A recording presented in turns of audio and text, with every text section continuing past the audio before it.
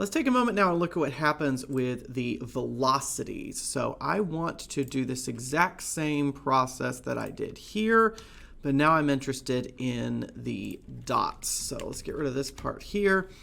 Also, it's a little bit arbitrary to, well, not arbitrary. It's a little bit artificial to graph the thing in 3D. Like, this is what we see, but it's really a two-dimensional problem because theta and phi are your only degrees of freedom, right? We're mapping it onto 3 Cartesian components, but one of them is redundant because you've only got the 2 angular degrees of freedom. Your distance degree of freedom is frozen out here at r. But let's take a look at the dots now. So let's take a look at theta dot list, phi dot list, and of course I'll need to change the labels, theta dot and phi dot. I should just copy the word dot. Theta dot list and phi dot list in a phase space plot now. Okay, yeah, it's very much similar, right? Because it's the derivatives here. This graph looks quite amazing.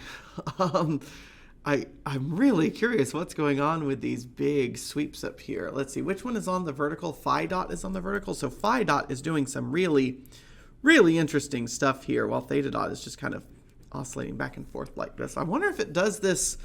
Does it do this at the beginning of the motion or near the end of the motion? And then it's probably near the beginning that falls into the blob there.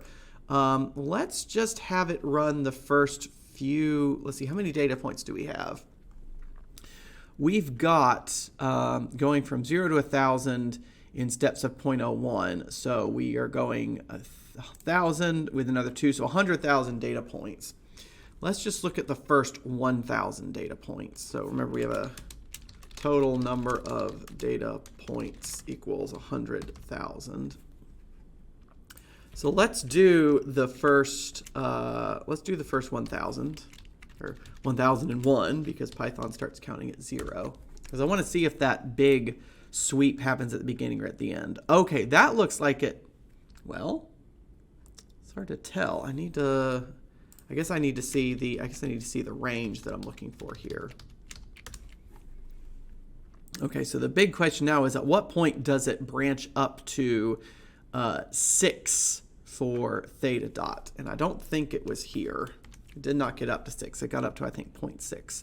Yeah, that's going up to 0.6. All right, let's advance the clock a little more. Let's look at the first 2,000 steps.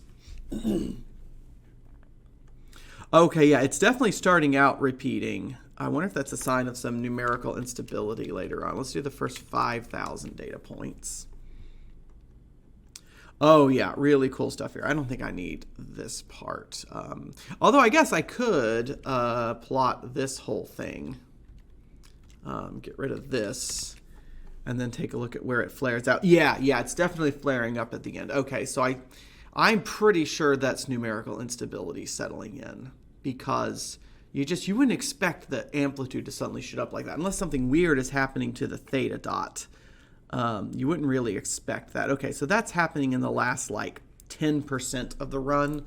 So let's actually take a look now at 80,000 to 100,000. Well, 99,999.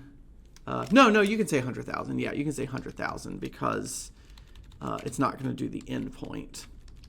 So now we're looking at the very end of the motion in our phase space plot. So we're looking at this part. Yeah, okay, so it is toward the end. It's been doing this cool repeating pattern here, and then at some point there's this instability that settles in. So we just happen to have run this long enough to catch some numerical instability. That's pretty cool. Okay, let's do one last thing. Let's do a conservation of energy graph, because conservation of energy is going to show me if there's an instability there, if it's something physical. So let's see. So we've got my X list, Y list, Z list here. I will also need to get the kinetic energy from this. So let's go back over here. Get a nice, quick, and easy way to get the kinetic energy is 1/2 mr squared. So I'm going to do T list equals 1/2. What did I call it? Did I call it M or did I call it mass? Oh, I haven't defined it, right? Because I don't need it. Okay, we'll just set the mass equal to 1 because it's not going to matter because they both depend on mass. So 1/2 mr squared times, big parentheses now, theta dot squared. So theta dot list squared plus sine squared theta, sine of theta list squared, times phi dot squared, phi dot list squared. Notice I have to change the name slightly when I translate from my algebra to my Python, just because we call things differently and the order you write things in is a little bit differently. Okay, now our v list is going to be, I think I'm just better off doing mgy here, or negative mgy. Yeah, let's just do a negative m times g times y here, because that's what the rest of this is. Negative mgy, except I already have the negative on the y, so I think I just want to leave it like that. Unsupported operand type for list and int. Okay, fine. We'll do it your way. We'll say times theta dot list. Can I do that? Am I allowed to do that?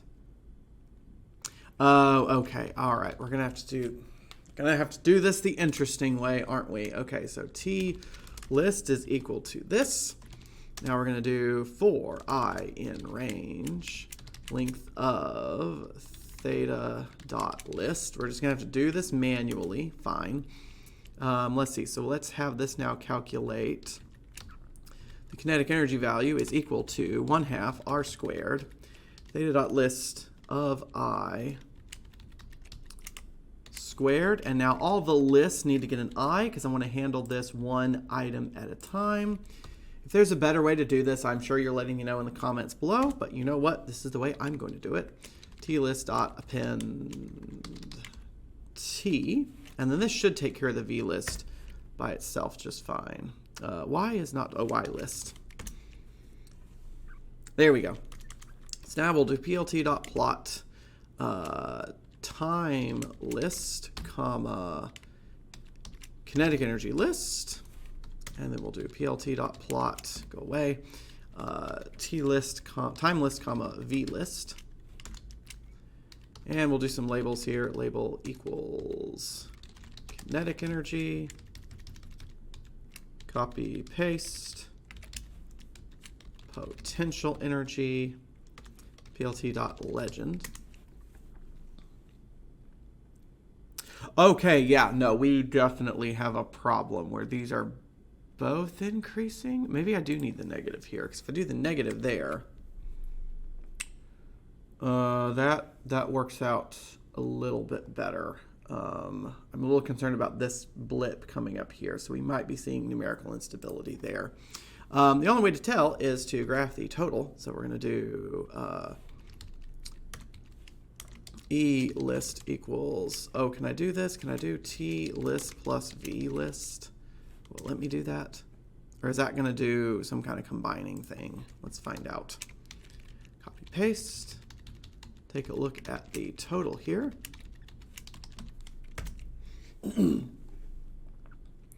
No, that don't work, I don't think. Why am I not getting my legend? Oh, there we go. I didn't have the open parentheses, close parentheses.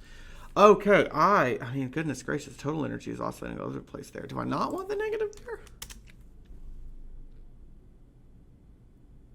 Okay, I think I...